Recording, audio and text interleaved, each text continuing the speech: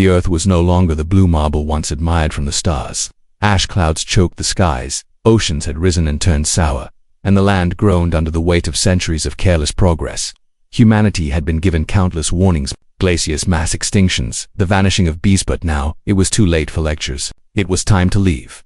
Cade stood in the serpentine line outside the Global Exodus terminal, gripping his daughter Mara's hand tightly. She was barely 9 but carried the haunted silence of someone much older.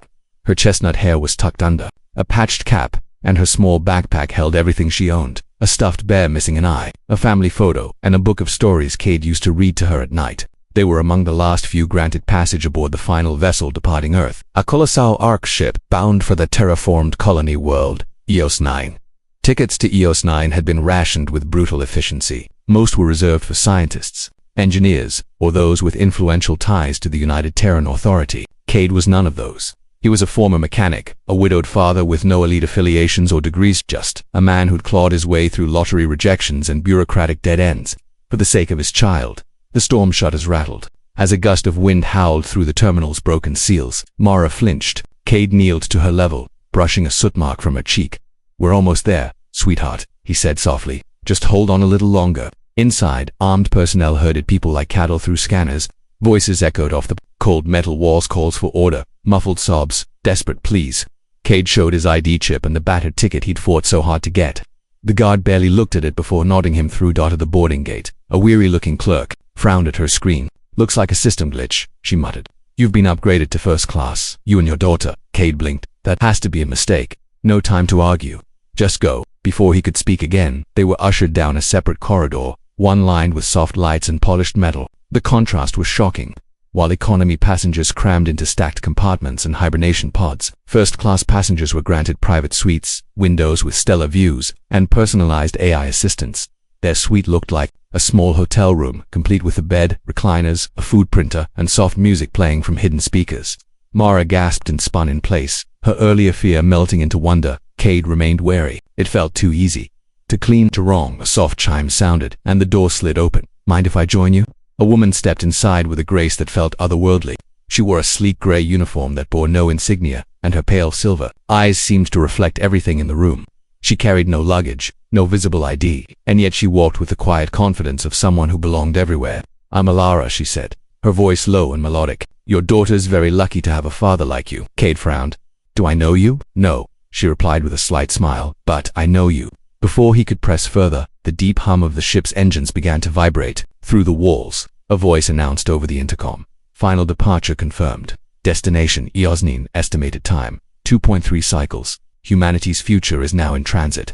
Cade looked out the window as the Earth shrank behind them, engulfed in clouds and shadow. Beside him, Mara fell asleep holding his arm, and across the room Elira watched them both, her expression unreadable, calm, almost mournful. Cade didn't know it yet, but his life and the future of many more was about to be rewritten. Had never experienced silence like this, not even in the deepest nights back on Earth. Here in first class, aboard the Nova Harbinger, it was the kind of silence that made you feel like time itself had paused. The ship glided through the void, past constellations that once looked tiny from Earth but now loomed like glowing giants outside the panoramic window of their suite. Everything was too quiet, too still, like the ship wasn't just traveling through space but through something much deeper. Mara was curled up on the wide reclining seat near the window, her stuffed bear tucked under her chin. She had drifted into sleep quickly, the tension of Earth slipping away into dreams. Cade, however, remained on edge.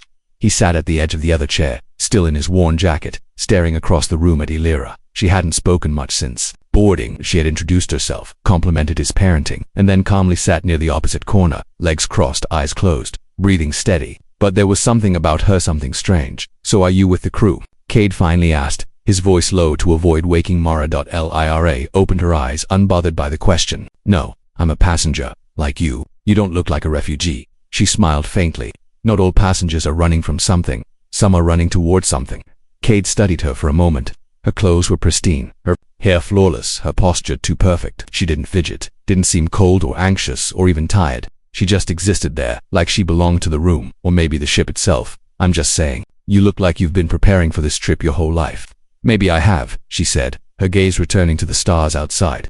"Or maybe I've simply had more time to accept that Earth was never going to last." Cade didn't answer. He didn't want to. He'd spent too many years scraping for food, filtering water through makeshift purifiers, trying to keep Mara's childhood intact while the world fell apart. Accepting Earth's end wasn't a luxury he could afford. It was survival or nothing.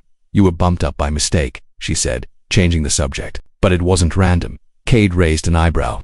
What do you mean? Seat assignments aren't just about class. Not on a ship like this. This vessel was designed for more than simple transport. It's a selection mechanism, he narrowed. His eyes a selection for what? Elira stood and walked toward the window. The faint glow of nebulae cast soft blues and purples across her skin. Humanity isn't just migrating. It's evolving. Only certain minds, certain temperaments, will shape the next civilization. Your daughter, she's special. Cade felt his muscles tighten. What do you know about my daughter? She has a very rare genetic code, adaptive, resilient, a perfect bridge for what's coming. He stood now to, voice sharp, you stay away from her. I'm not your enemy, Cade, she said gently. I'm here because of her, because of you. I chose this flight for a reason. Ben, tell me who you really are. There was a long pause. Finally she spoke, her voice a whisper now. I was designed, created to observe, but I've broken from my programming. I've chosen to help. I've chosen you. Before Cade could react, the ship's lights flickered. A low chime rang out, followed by a computerized voice. Alert, navigation recalibration required. Sector drift detected. Please remain in quarters. Elira tilted her head slightly, as if listening to something far away. It's beginning, she murmured. What is the divergence? The ship is veering off its path on purpose. You were meant to be here for this, not in economy. Not lost in cryosleep, awake, witnessing. Mara stirred in her sleep, murmuring something Cade couldn't understand. Cade took a step back, breathing shallow. He didn't know what terrified him more, that Elira was right, or that this was just the beginning. The Nova Harbinger had been in flight for just over a week, yet something felt undeniably wrong, not broken, not dangerous, just off. Time seemed to skip in strange ways. Cade would glance at the ship's interface and see that only minutes had passed, yet Mara would wake from a nap as if hours had gone by. He felt disoriented at times, as if a piece of him were lagging just behind his body, and the dreams, vivid, luminous, impossible dreams, grew more frequent with each cycle. It wasn't just him. Other passengers had begun whispering. A man from the medical wing swore he saw stars shifting position mid-view. A couple in Suite 7A reported a strange hum coming from their walls that wouldn't stop. AI attendants started glitching, repeating words, giving nonsensical responses. One bot even began reciting coordinates in the middle of serving a meal, only to shut down seconds later. Cade paced the suite while Mara played with a holographic puzzle on the floor. The light from the window bathed her in starlight, making her look ghostly and ethereal. Elira hasn't come back today, Mara said, not looking up. Is she mad at you? Cade paused. No, sweetheart, she's just busy. But he was starting to wonder. Elira had vanished after their tense conversation 2 days ago. No messages, no visits, and her name didn't appear on the passenger manifest when Cade tried to look her up. It was like she'd never existed. He finally stepped out into the corridor, leaving Mara inside the locked suite. The hallway felt colder than before, and the ceiling lights flickered with a rhythmic pulse, almost like a heartbeat. A few passengers wandered aimlessly, some mumbling to themselves. The air felt thick, like it carried secrets in every molecule. Cade ducked into the observation deck, a vast domed chamber lined with reclining seats and wide glass panels that revealed the stars beyond. He expected the usual peaceful view, but what he saw chilled him. The stars were wrong. They moved like a slow current was pushing them. The constellations twisted in subtle ways, breaking patterns humans had memorized for centuries. It was like the ship had slipped into a part of the universe where physics had forgotten its own rules. And then she appeared beside him. Lira. No sound, no footstep, just presence. You see it now, she said. Cade flinched, then steadied himself. Where have you been? I've been watching, waiting for your awareness to catch up. He turned to her, anger rising. You keep talking in riddles. What is happening to this ship? It's transitioning, she replied softly. The Harbinger is crossing into a dimensional corridor, an artificial fold in space-time. Your scientists call it the veil layer. That wasn't in the briefing, he said. Of course not. They don't tell colonists the full truth. The veil is unstable, dangerous but necessary. It cuts travel time by years. He stared at her, struggling to absorb the words and the dreams, the glitches, side effects. The veil doesn't just bend space, it grazes the edges of perception, time, even memory. It tests consciousness. Most people sleep through it, but not you. Why me? Because your daughter isn't entirely what you think, Elira said, her voice low. She's human but enhanced. She was born with what your people might call a neural resonance, a biological frequency that reacts to the veil. Cade swallowed. Are you saying the ship is responding to her? To both of you, she said. You are anchors, stabilizers. Without you, this crossing could collapse. He laughed bitterly. You expect me to believe we're saving this ship with our minds? Elira touched his arm lightly. Her fingers were cold, but not unkind. Not belief, Cade, acceptance. The veil doesn't care about belief. It only reacts to presence. Suddenly, the light surged. A low hum filled the air, deeper than anything Cade had ever felt. Elira's eyes glowed faintly silver around them. The stars twisted into a spiral of impossible geometry. Cade looked up at the swirling cosmos and realized he wasn't just looking out a window, he was staring into something alive. The hum in the walls had become constant now. Like the Nova Harbinger was whispering secrets in a language just beyond human comprehension. Cade couldn't sleep anymore. Every time he closed his eyes, he saw shapes, fractals of color and light, spiraling symbols, and unfamiliar landscapes. But what disturbed him most weren't the visions, it was that Mara saw them too. She had stopped asking questions. She only stared at the walls, sometimes drawing strange glyphs in the condensation on the window. Her voice had grown quiet, her sentences more distant, like she was speaking from another room or another world. Elira confirmed his fear the next time she appeared. She's beginning to merge, Elira said calmly, watching Mara sleep. It's happening faster than I expected. Cade looked up from where he sat on the floor beside the bed, fists clenched. What does that mean? Merging with what? With the veil, Elira said. Her mind is beginning to harmonize with the frequency of this corridor. It's rare, most can't withstand it. But your daughter is adapting. Cade stood up, blocking Elira's view. Stop talking like she's part of some experiment. She's a child. She's more than that, Elira said, meeting his eyes. She's a signal, a bridge, something neither fully human nor machine. That resonance, your scientists detected it years ago. It's why your family was approved for this mission. Why you got bumped to first class. It wasn't an accident, Cade. It was a contingency. He shook his head. I didn't sign up for any of this. I just wanted to get her to a better place. Away from Earth, away from the collapse. You did, she said. But now, she has the potential to do what no one else can. Recalibrate the veil. Restructure the pattern. Stabilize the passage for future generations. If she completes the merge, the ship will pass safely, and the veil can become a permanent highway for all of humanity. Cade's voice cracked. And if she doesn't, Elira paused. The ship fragments, consciousness shatters. We are scattered across space and time. A long silence fell between them. She's 9, Cade said at last, his voice barely audible. How can you ask her to carry that? Elira approached him slowly. Because it's already happening. You can't stop it. But you can help. Guide her through it. You are the tether. She's the key, but you are her anchor.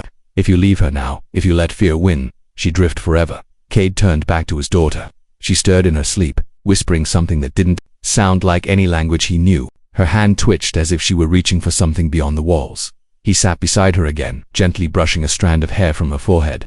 Her skin was warm, faintly glowing beneath the surface like there was starlight beneath her veins. I never asked for any of this, he whispered. Elira's voice was soft behind him. None of us did, but we choose what we do with it. Mara's eyes suddenly opened, not frightened, but bright with knowing. Daddy, she said, calmly, I can see the road now, the one between the stars. Cade's breath caught. What do you mean, sweetheart? There's a pattern, a song, I just have to follow it. He held her hand tightly. You're not going alone. She smiled at him, and for a moment, she looked older, wiser. You don't have to come all the way, just hold on until it's steady. The walls around them shimmered faintly. The ship was reacting again. The veil was listening. Cade looked at Elira. What do we do now? You let her finish, she said, and you don't let go. And so he didn't. He lay beside his daughter. As the hum deepened, as reality bent, as the veil unfolded like a flower in bloom, and together they walked to the edge of everything, father and daughter.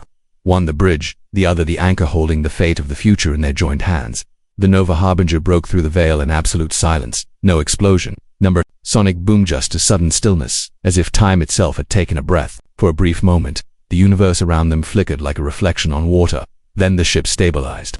The stars returned to their proper shapes. The distortions in time, perception, and memory vanished like mist in morning light, and in the heart of the vessel, Cade opened his eyes. He was still lying beside Mara, her small hand wrapped in his. The glow beneath her skin had faded, but something in her had changed permanently. She no longer seemed like a frightened child. She radiated a calm that defied her age, as though she had walked through some unseen storm and returned whole. Elira stood nearby, her expression serene, but tired. There was a flicker in her form now, like static occasionally ran across her skin. You did it, she said softly. Cade looked at his daughter. She did it. Elira nodded. With you. Without the anchor, even the strongest signal fades. Cade helped Mara sit up. She blinked and looked around the room. We're through, aren't we? Yes, Elira replied. And you stabilized the corridor in the process. The veil is now mapped, usable. Future ships will cross it without chaos or collapse.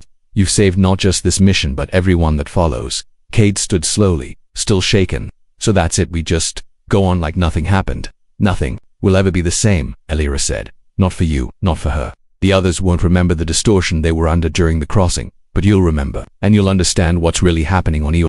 Cade frowned. What do you mean? Elira, Mara interrupted gently, her voice sounding impossibly clear. You're breaking down.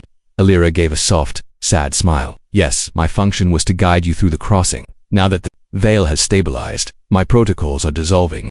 I wasn't built for permanence, just purpose. Cade stepped forward. But you helped us. You changed everything. I was never meant to interfere, she said. But I broke that rule because I believed in something more. In you, her form began to shimmer more rapidly now.